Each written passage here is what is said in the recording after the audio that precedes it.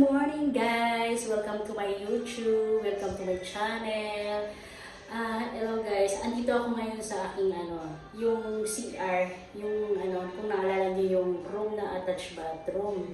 Ito yun yung in-empty namin, ayan. And then nandito tayo sa loob ng CR. Actually kahapon, may ginawa ako kahapon pero hindi ko pinakita sa aking YouTube, dito sa aking video. Actually, nag-grout ako kahapon.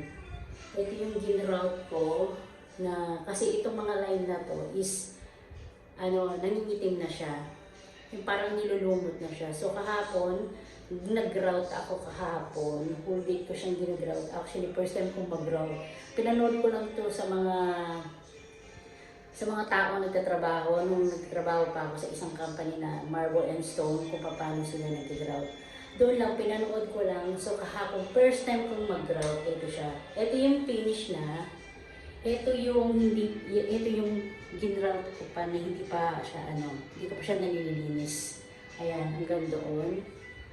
Ayan, unti mo sa ilalim. Pati flooring, ayan. Na-grout ko na siya kahapon. So natuyo na siya ngayon. Ang ginagawa ko, nililinis ko siya. So ito na siya. Maputi na siya, ayan.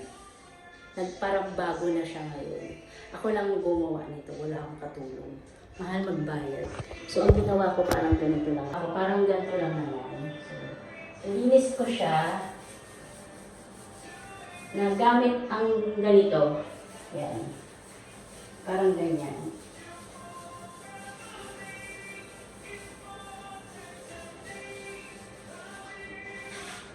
Ito ginamit ko, after niyang ma-dry, ito yung pinang-tatanggal ko dito sa tiles para yung mag-flat. Tapos, hindi matanggal lahat. Para at least magpa-flat pa.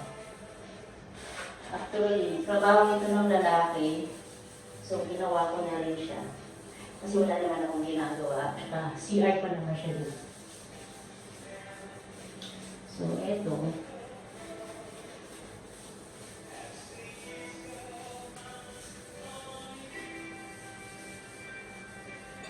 Ayan.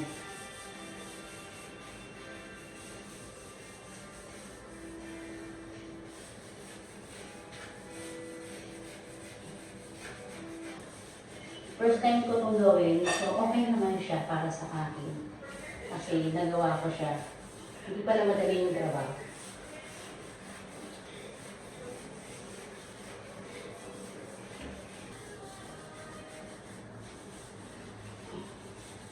Puti niya, di ba? So, eto siya. O, di ba? So, pumuti yung mga line niya. Nagmukhang bago siya. Di ba? Yun nga lang, pagod lang kasi, alam niyo yun, yung trabaho ng lalaki. Ginawa ko siya.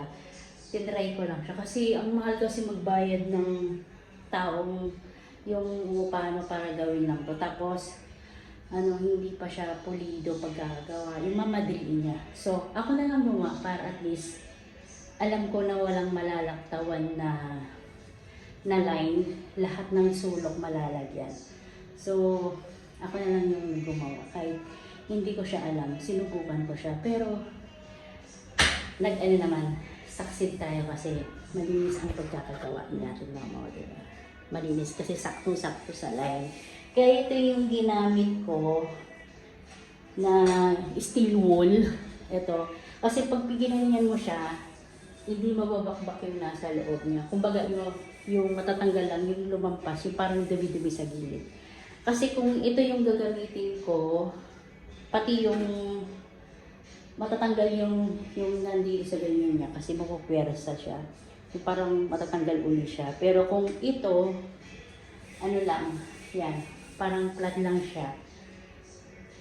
Yun lang ang matatanggal yung dumi-dumi niya lang. Katulad dito. Ayan. Diba? Ito lang. Ayan, diba? So, ito. Ganyan ko lang siya. So, ayan. So, diba? Parang rin na pipinis ng ginawa. Ito, Hindi siya nilagyan kulang kasi. Kulang yung pagkakatimpla ko kahapon. So, mamaya dadagdagan ko. Lalagyan ko din siya. Kasi may mga part pa na hindi na lalagyan, di ba? O, di ba? Ayan. Ayan siya. Ayan guys. Di ba?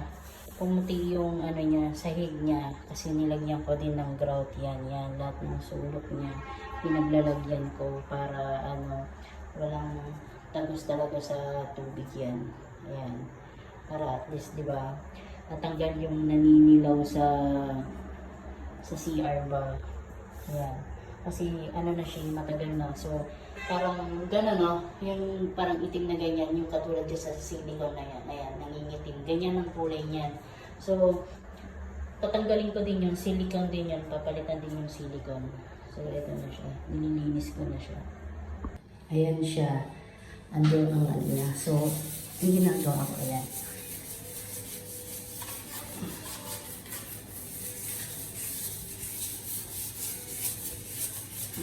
Tulad yan.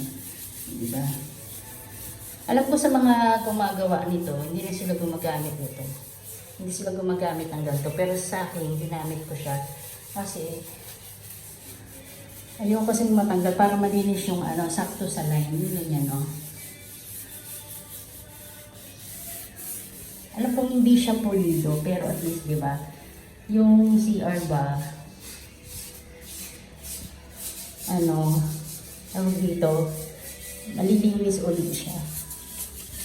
Nag-try lang tayo ng trabaho laki. Eh, hindi naman dapat sa akin. Ayan. Ayan siya. At least, naging bago man siya. Kahit hindi man ano, naging mukhang malinis. Kasi pag may lumot siya na nangingitim, hindi siya malinis tingnan. Ayan. Diba? O, diba? So, lahat ng ano, ayan. Diba, ang linis niya ng tignan kasi lahat ng line niya nag-grout na siya, diba? Ang ganda niya. So, malinis siyang tignan. So, ayan guys. Na-silicone ko na siya dyan sa may, ano, sa may gilid. Ayan. Na-silicone ko na din siya. So, ipa-dry ko na lang yan ng mga 2 days bago siya gamitin. Actually, hindi ko pa nalilinis yung ibang parte ng, ano, hindi ko pa siya nalilinis kasi gawa ng nag-silicone pa ako. Ayan. So, pagod na nun. Ayan. So, okay na siya. Nalinis na siya. Ayan pa, may mga part pa na nga hindi siya nalilinis. So, yung iba, nalinis na siya. So, 2 days siguro, tuyo na rin yan kasi ngayon hindi pa siya pwedeng gamitin. Ayan. So, lahat ng sulok, nalagyan na siya. So, yung mga party pa na hindi, ano, hindi pa okay. Ayan. So, bukas, matatapos na din yan. So, ito na lang yan. Siguro yun, ibili na lang ako ng muriatic acid para pumuti yan. Ibababad ko siya para pumuti-puti siya. Ayan. So, yun sa kilid-kilid ang importante. Nalinisan na siya. Tapos may mga area pa. So, tapusin ko din siya para lahat maputi na siya. Ayan. Thank you guys for watching.